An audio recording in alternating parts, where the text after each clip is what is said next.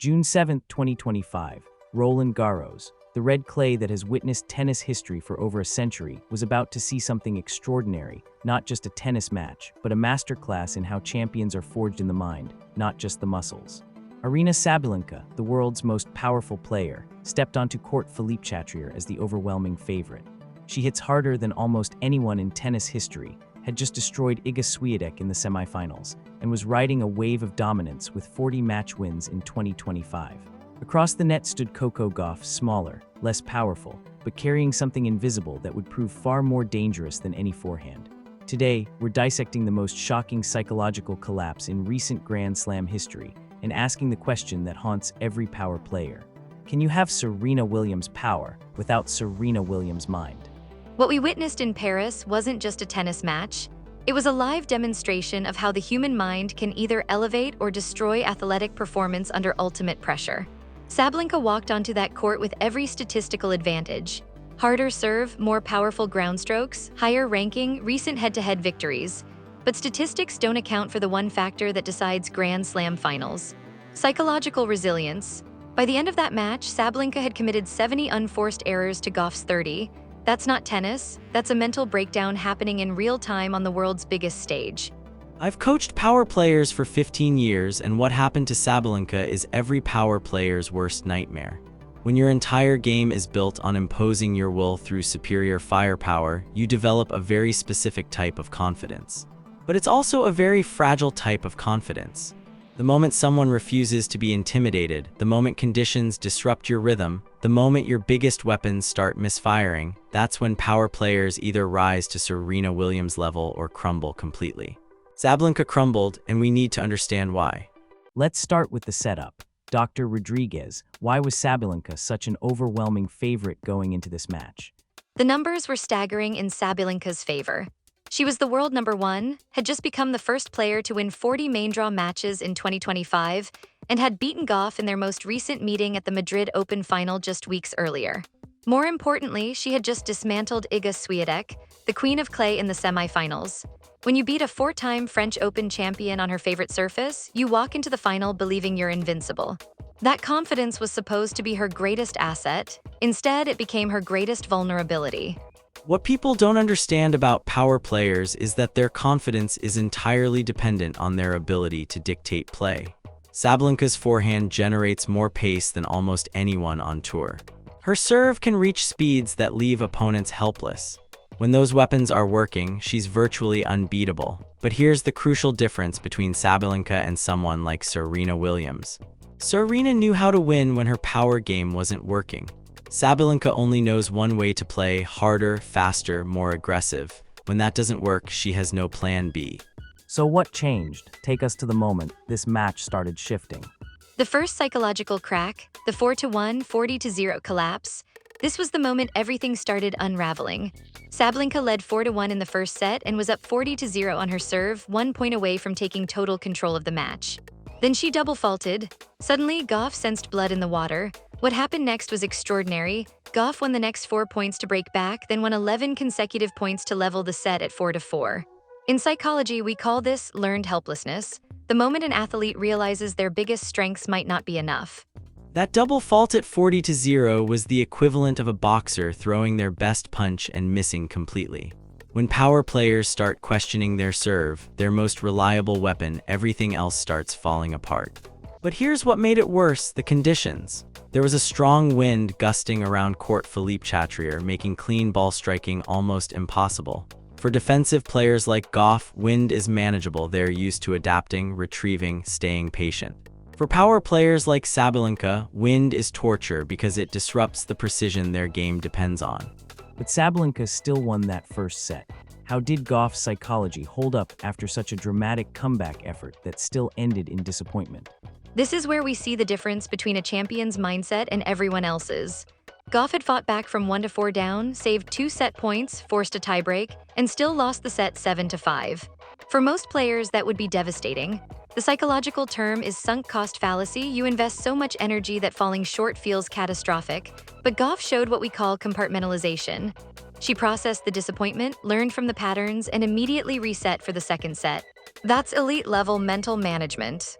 Meanwhile, Sabalenka was experiencing the opposite phenomenon. She had won the set, but it felt like a loss because of how hard she had to work for it. Power players expect dominance to be easy. When you have to save multiple set points and grind through a tiebreak against someone you're supposed to overpower, doubt creeps in. That doubt manifested immediately in the second set when Gauff broke her serve in the very first game. Suddenly, the hunter had become the hunted.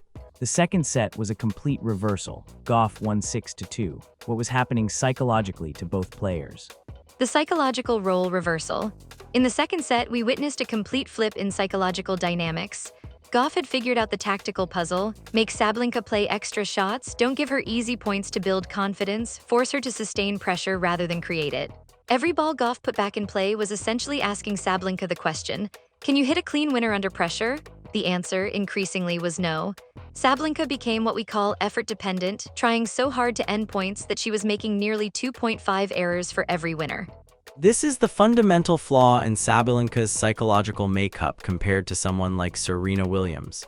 When Serena's power game wasn't working, she could shift gears, hit with more spin, come to the net, change the pace. She understood that tennis is about problem-solving, not just overpowering. Sabalenka only knows how to hit harder. So when Gauff started neutralizing her power, Sabalenka's response was to try to hit even harder, which led to more errors, which led to more frustration, which led to more pressing. It's a death spiral for power players. Let's talk about the decisive third set. What was the breaking point? The final psychological dagger, the third set double fault. The crucial moment came when Gauff broke Sabalenka's serve for the second time to take a 4-3 lead, but it wasn't just the break, it was how it happened. Sabalenka double faulted, then turned toward her coaching box and shouted in frustration. That visual told us everything. She had completely lost composure, lost trust in her serve, lost confidence in her decision-making. When a power player starts looking to their box for answers instead of trusting their instincts, the match is over. That moment of visible frustration was crucial because it revealed Sabalenka's internal state to everyone, including Gauff. In high-level tennis, showing emotional vulnerability is like showing a poker tell. Gauff could see that Sabalenka was fighting herself as much as she was fighting her opponent. The pressure had shifted completely. Gauff was playing freely, while Sabalenka was playing not to lose, the worst possible mindset for a power player who needs to be aggressive to be effective. The comparison to Serena Williams keeps coming up. Help us understand what made Serena different from Sabalenka in these pressure moments. The Serena standard, power plus mental fortitude. Serena Williams won 23 Grand Slam titles because she combined devastating power with unbreakable mental strength. When conditions got tough, Serena got tougher. When her first serve wasn't working, she'd find other ways to win. Most importantly, Serena understood that pressure is a privilege. It means you're playing for something meaningful. Sabalenka treats pressure like a burden. That's the difference between champions and talented players who struggle in finals. The numbers tell the story perfectly. Serena won her last French Open in 2015, the last American woman before Gauff to win in Paris. That victory came in difficult conditions, under intense pressure, with the tennis world watching her chase history. She never would have double faulted at crucial moments like Sabalenka did. From that devastating double fault at 40-0 up when leading 4-1, to her serving struggles throughout the first set, and finally to surrender the decisive break in the third set. She never would have committed 70 unforced errors in a final. When Serena's plan A wasn't working, she had plans B, C, and D. Sabalenka only has plan A, hit harder. When that fails, she has no psychological fallback. What made Gauff's psychological approach so effective in neutralizing this power game? Gauff's psychological warfare masterclass. Gauff understood something crucial. She didn't need to beat Sabalenka's power, she needed to make Sabalenka beat herself. Her strategy was psychologically brilliant. Retrieve every ball, show no fear, force Sabalenka to hit multiple winners to win points. Each ball Gauff got back was essentially psychological pressure. Each long rally was asking Sabalenka, can you maintain this level of aggression for 3 hours? The answer was no. Gauff's comment after the match was perfect. I had to force her to play that way and make a lot of balls. She understood that consistency beats power when power becomes desperate. What Gauff did was essentially exploit the psychological weakness that many power players have. They expect their opponents to be intimidated. When Gauff showed no fear, when she kept coming forward, when she celebrated every point won with the same intensity regardless of how she won it, she was sending a message. Your power doesn't scare me. That message broke Sabalenka's confidence completely. By the end, Sabalenka was so desperate to find a winner that she was swinging at balls she should have let go by. Let's talk about the aftermath. Sabalenka's post-match comments were quite controversial. The psychology of denial. Sabalenka's immediate reaction was telling, "I think she won the match not because she played incredible, just because I made all of those mistakes." This is classic psychological defense mechanism, deflecting responsibility to protect the ego. But it reveals a fundamental misunderstanding of what happened. Making Sabalenka make those mistakes was Gauff's incredible play. Champions take responsibility and learn from defeats. Sabalenka's response suggested she still didn't understand how she had been outplayed mentally. That statement would have been unthinkable coming from Serena Williams. Serena never made excuses, never diminished her opponent's achievement, never suggested that her losses were about her mistakes rather than her opponent's excellence. That's championship DNA versus talented player DNA. Until Sabalenka learns to handle defeat with the same grace she shows in victory, she'll continue to struggle in the biggest moments. This is now her second straight Grand Slam final loss, and both featured similar psychological breakdowns. What does this match teach us about the psychology of elite competition? The mind trumps muscle principle. This match proved that in elite sports, psychological resilience is more important than physical talent. Sabalenka had every measurable advantage: power, ranking, recent form, head-to-head record. But Gauff had the one advantage that matters most in finals: the ability to perform optimally when everything is on the line. She showed us that champions aren't made by avoiding pressure, they're made by embracing it, learning from it, and finding ways to thrive under it. For young players watching this match, the lesson is clear: raw talent gets you to finals, but mental strength wins them. Sabalenka hits as hard as Serena Williams ever did, but she doesn't think as clearly when the pressure mounts. That's the difference between good players and great ones, between winning titles and winning Grand Slams. Power without psychological fortitude is just fireworks, impressive to watch, but ultimately self-destructive.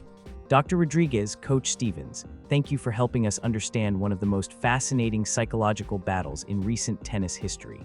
What we witnessed at Roland Garros wasn't just Coco Gauff winning her second Grand Slam. It was a masterclass in how champions are made in the mind, not just the muscles. Sabalenka walked onto that court with every physical advantage, but Gauff carried something more powerful: the unshakable belief that pressure is a privilege, that adversity is opportunity, and that true strength isn't about how hard you can hit, it's about how clearly you can think when everything is on the line. The score was 6-7, 6-2, 6-4, but the real story was written in the 70 unforced errors, the double faults at crucial moments, and the visible frustration of a player who discovered that power without purpose is just noise. Coco Gauff didn't just win a tennis tournament, she proved that in the highest stakes moments, the mind trumps muscle every single time. 3 years after tears of disappointment in the same final, she showed us that champions aren't defined by their defeats, but by how they respond to them. And sometimes, the most powerful thing you can do is simply refuse to be intimidated by power itself.